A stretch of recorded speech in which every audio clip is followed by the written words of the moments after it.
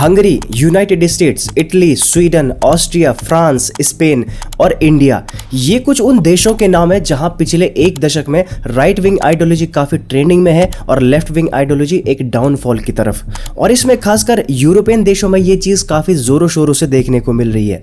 आप इन मैप्स में साफ तौर पर देख सकते हैं कि पिछले कुछ दशक में यूरोप में राइट विंग का राइज देखने को मिला है। वहीं हंगरी में भी एक right wing leader Viktor Orban की गवर्नमेंट है और इटली की प्राइम मिनिस्टर जॉर्जिया मेलोनी, वो भी एक राइट विंग लीडर हैं। नीदरलैंड के फेमस लीडर गीट वाइल्डर्स भी एक राइट विंग के नेता हैं और इन्होंने भारत के अंदर नुपुर शर्मा कंट्रोवर्सी पर भी नुपुर शर्मा को ओपनली सपोर्ट किया था। और भारत के प्रधानमंत्री श्री नरेंद्र मोदी जी ने तो एक राइट विंग लीडर के तौर पर पूरी दुनिया में अपनी एक अलग पहचान बनाई है। तो पूरी दुनिया में लोगों का झुकाव राइट विंग की तरफ बढ़ता जा रहा है और साथ ही साथ वो अब पहले से ज्यादा धार्मिक हो रहे हैं। अब आपको याद होगा कि एक प्रेस कॉन्फ्रेंस में जब विराट कोहली से भगवान के बारे में पूछा गया था तो उनका क्या जवाब था?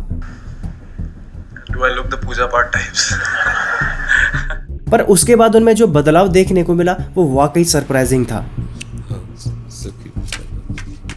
हमारी श्री जी की प्रसादी देखो, एक कोई छोटी माला श्री की प्रसाद है इस बच्चे को पहले। और ये कल्चरल शिफ्ट सिर्फ बड़े लोगों में देखने को नहीं मिल रहा है, बल्कि आज की जो युवा पीढ़ी है वो भी राइट विंग आइडियोलॉजी से काफी इन्फ्लुएंस हो रही है। यहाँ तक कि ये सारी चीजें जो एक दशक पहले लोगों के लिए काफी अनकूल और सुपरस्टिशियस होती थी, वो अचानक से लोगों के बीच काफी कूल हो गई है और लोग बेझिझक स्पिरिचुअलिटी को अपना रहे हैं और अपने बच्चों को भी सिखा रहे हैं। जिससे एक बड़ा सवाल यही उठता है कि आखिर क्यों अचानक से पूरी दुनिया इस राइट आइडियोलॉजी की तरफ झुकती चली जा रही है? कैसे भारत में इसने एक कल्चरल रिवाइवल का काम किया है और कैसे भारत की राइट विंग आइडियोलॉजी बाकी की दुनिया से अलग है, आइए जानते हैं आज की इस वीडियो में।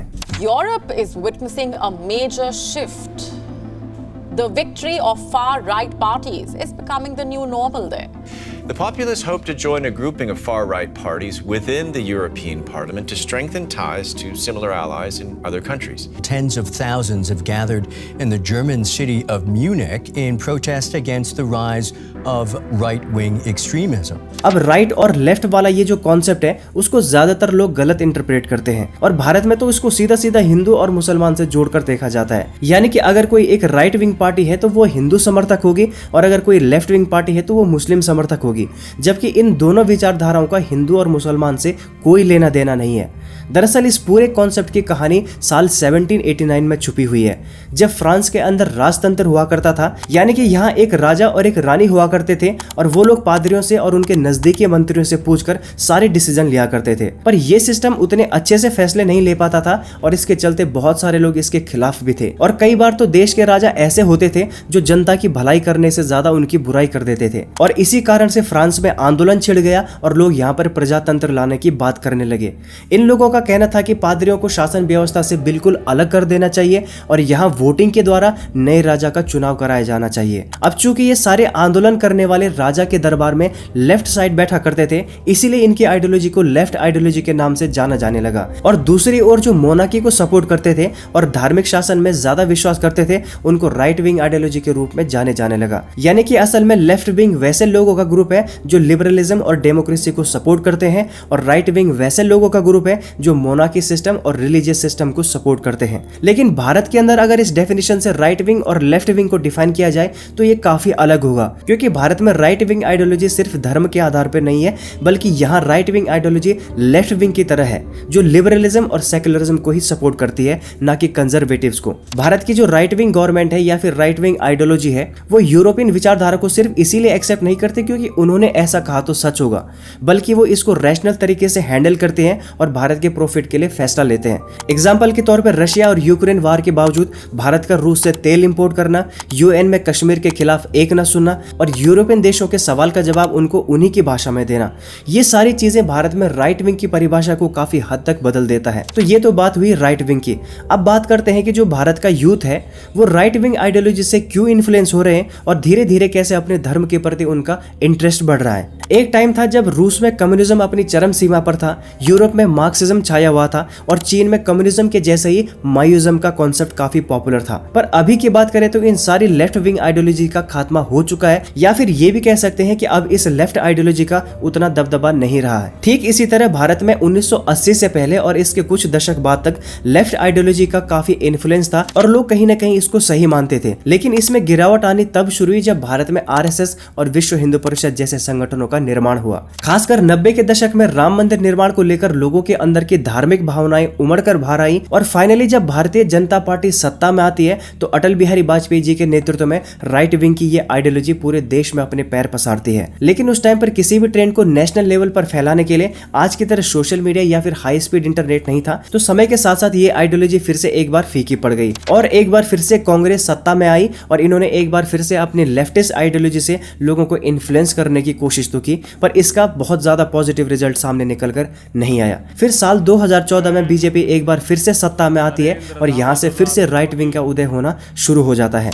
एक बार फिर से राम मंदिर के मुद्दे पर देश भर में चर्चा होने लगती है। ऊपर से इस टाइम पर सोशल मीडिया का जमाना भी आ चुका था, तो इसने पूरे मूवमेंट को आगे बढ़ाने में काफी मदद की थी, जिससे राइट विंग आइडियोलॉजी पूरे देश में तेजी से बढ़ने लगी थी। यहाँ तक कि राम मंदिर के निर्माण की घोषणा करना, यूनिफॉर्म सिविल कोड को लागू करना, ट्रिपल तलाक को इरेडिकेट करना, मेक इन इंडिया की शुरुआत करना, ये सारे आइडियाज गवर्नमेंट के राइट विंग आइडियोलॉजी के अंतर्गत ही आते हैं। वहीं सोशल मीडिया के आने से पहले जो राइट विंग के फॉलोअर्स अपनी बातें दुनिया के सामने नहीं रख पाते थे, उन्हें भी अलग अलग सोशल मीडिया प्लेटफॉर्म की मदद से अपने थॉट्स को पूरे देश में फैलाने का मौका मिला। नतीजन ये आइडियोलॉजी धीरे धीरे यूथ को इन्फ्लुएंस करने लगी और वो अपने कल्चर, रिलीजन और ट्रेडिशन में भी रुचि रखने लगे। यहाँ तक कि जब 2014 और 2019 के इलेक्शन हुए तो उस टाइम पर भी भारत में इलेक्शन कैंपेन को रिवोल्यूशनाइज करने का काम भी ट्विटर, फेसबुक और व्हाट्सएप जैसे प्लेटफॉर्म ने ही किया था, जिसका नतीजा आज आप बखूबी देख सकते हैं कि पिछले 10 वर्षों में धर्म और कल्चर से जुड़ा कंटेंट इंटरनेट और यूट्यूब पर काफी ज्यादा कंज्यूम किया जा रहा है। अब वेस्टर्न आइडियोलॉजी के अकॉर्डिंग